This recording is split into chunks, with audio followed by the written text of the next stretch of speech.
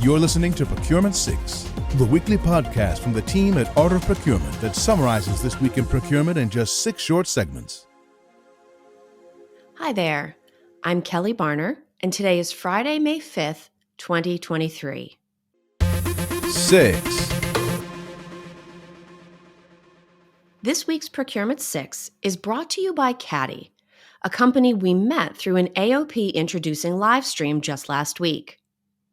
Caddy has pioneered an innovative approach for sourcing and manufacturing direct material tails spend, with a particular focus on sheet metal, machining, casting, resin, and wire harness components. They are one of the top startups to ever come out of Japan, and they are currently in the midst of a large U.S. expansion. Philip Eidson welcomed Yushiro Kato, CEO and co-founder of Caddy, to the stream to share more about the company's backstory and future vision. Check the link in today's show notes to watch their 15-minute introductory session. 5. In this week's episode of the Art of Procurement podcast, we shared the audio from a recent AOP live session on the importance of benchmarking and supplier diversity. Phil and I were joined by Eileen Bassam, CEO of Supplier I.O., and Lois Eyecker, their Vice President of Customer Success.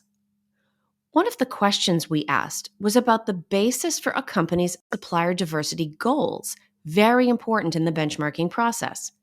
Let's listen to that exchange. Lois, I'm going to ask this to you, but Eileen, please feel free to jump in as well with any comment.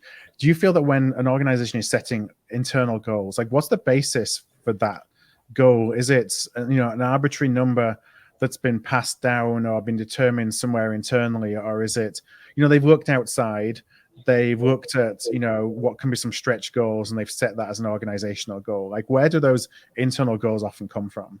Well, I think there are two things. I think benchmarking external goals, knowing what's possible, is critical to have. Mm-hmm. But I think in terms of immediate goals, I think you need to really look at where you are and kind of what changes you can put in incrementally so that they are motivating. Because I think, an industry best practices goal out there doesn't motivate anybody who's kind of just getting started. So I think it's important that goals be, based on where you are and to get you to the next level, because you want it to be motivational to, the people that need to actually carry out that strategy. So it's a balance.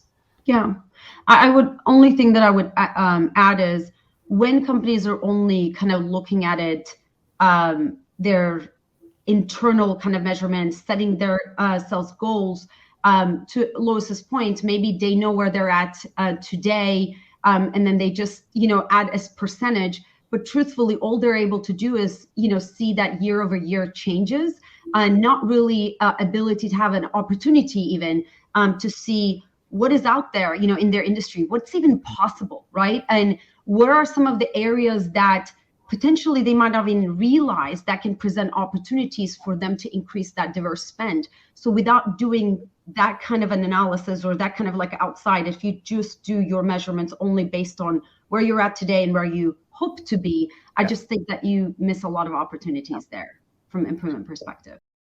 We talk about helping companies imagine the art of the possible all the time, and that same idea applies here.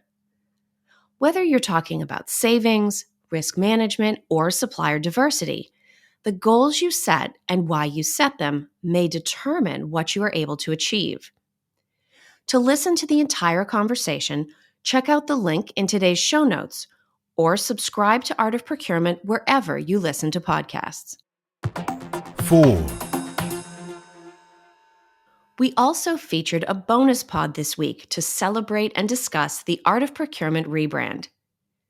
Art of Procurement started in 2015 as a podcast, and it has grown substantially from there. Between written content, events, and live streams, we are now a leading trusted source of procurement content across all forms. We wanted our brand to reflect both the range of content we provide, but also the gravity with which we approach our work, and your work for that matter. Procurement needs allies and advocates across the C-suite, and we are constantly working to create opportunities for visibility and understanding among that audience. our new brand is the AOP initials surrounded by a broken box, symbolizing both thinking outside the box and also breaking free from the status quo. You can listen to Phil and I discuss the full vision and how it connects to our mission to 10x the impact of procurement in Tuesday's podcast. And then take a few minutes to come to artofprocurement.com to take a look around. This is Procurement 6 from Art of Procurement. To get notified every time an episode is published, go to artofprocurement.com/subscribe. 3. In this week's episode of the Dial P for Procurement podcast, I tracked Bed Bath & Beyond's timeline from their launch in New Jersey in 1971 and quick subsequent growth to leading national retailer to dwindling chain filing for Chapter 11 bankruptcy protection because they had no other options. One of the sources of their downfall was how they treated their suppliers. A good rule of thumb when managing important suppliers, especially your merchandise suppliers, is to pay them early and often. Bed Bath & Beyond, unfortunately, did neither. They were already in trouble as the 2022 holiday shopping season approached, and their suppliers started prioritizing other retailers for inventory. It just goes to show that if you lose the trust of your suppliers, you will soon lose the trust of your customers and investors. But it all comes back to those suppliers. You can listen to the full episode on Art of Procurement using the link in today's show notes. And if you enjoy this episode, please subscribe to the Dial P podcast on your choice of major podcast platforms. We release a new episode every Thursday. 2.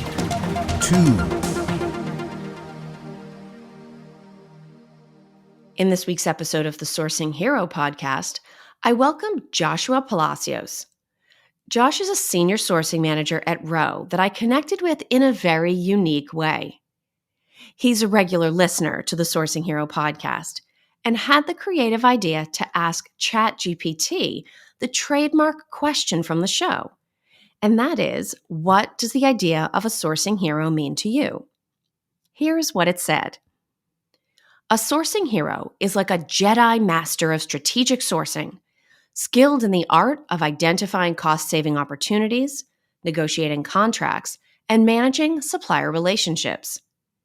They possess the ability to manage complex sourcing projects while aligning strategies with business goals. With exceptional communication and negotiation skills, a sourcing hero can triumphantly navigate the ever-changing sourcing landscape, bravely facing challenges with their team to conquer the unknown. In short, a sourcing hero is a strategic superstar that saves the day every day. So thank you, first of all, to ChatGPT for that. Thank you to Josh for his creativity. You can listen to the full show, which is linked in today's show notes, to hear some more creative ways for procurement to pull generative AI like ChatGPT into their work. 1.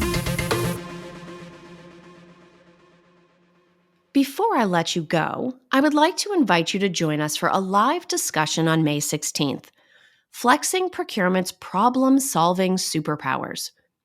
Joe Payne and Jennifer Ulrich from Corecentric will be with us to discuss how procurement is often asked to save the day, a la ChatGPT, and how each of us and all of us as a team can be ready for each new rescue.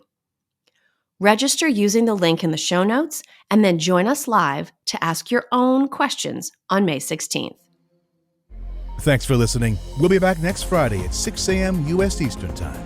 If you've enjoyed this pod, help us grow and tell your peers to search for Procurement 6 wherever they get their podcasts.